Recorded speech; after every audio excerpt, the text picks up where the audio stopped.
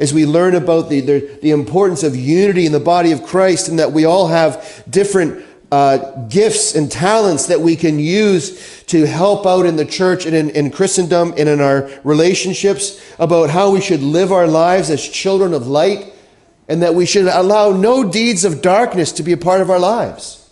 Because if we have Christ in us, the hope of glory, that means his light is in us. And because we are light bearers, we have no place to be doing anything in darkness.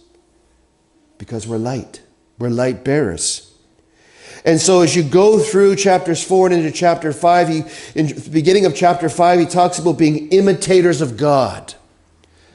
Imitators of God. It's beautiful that we can do that as dearly loved children, and to live a life of love, just as Christ loved us and gave himself up for us as a fragrant offering.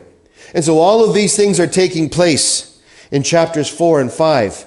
And then we get down a little bit further. And if we look, just start about verse 15. He says, be very careful then how you live. Because again, the previous verses were all talking about how we can live the best, the most effective Christian life. Okay? That's the context. The pretext is, look, there's a lot of things that we need to have as a part of our lives and things that we shouldn't. He says, be very careful then how you live. Not as unwise, but as wise. Sure, that's good teaching, isn't it, right there? Don't live unwise lives, right? It's something that you're going to use a lot. Even when you're counseling or you're encouraging others and they come and they tell you about the things they're doing, and you're like, buddy, that's not very wise, right? That wasn't a very wise choice. But he says, not as unwise, but as wise, making the most of every opportunity because the days are evil.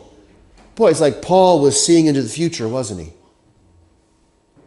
Because the days were evil in Paul's time, and the days are no less evil today, are they, church?